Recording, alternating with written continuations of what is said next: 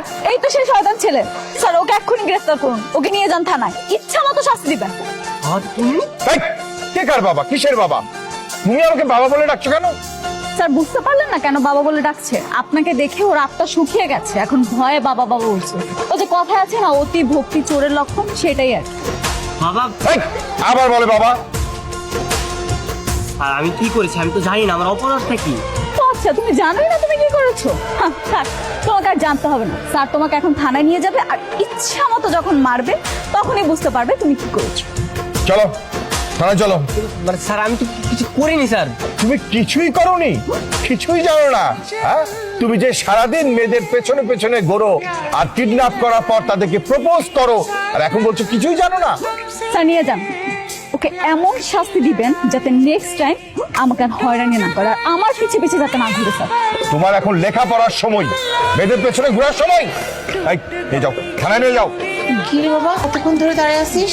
এই তো মা, আধা ঘন্টা ধরে দাঁড়িয়ে আছি। এই মিথ্যা কথা বলছিস কেন? 4 মিনিট সময় হয়েছে। এটা কিন্তু অনেক বেশি বেশি হচ্ছে। আর কতক্ষণ বাকি আছে?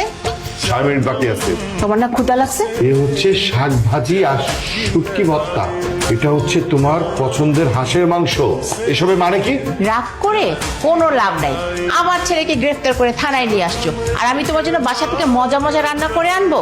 এই কান থেকে হাত নামা, 10 মিনিট অনেক আগে শেষ হয়েছে। চল হাত ছাড়া। যেমন মা তেমন ছেলে।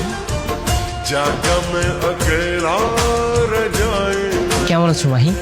পুলিশের কাছে দেওয়ার পরও তোমার শিক্ষা হয়নি?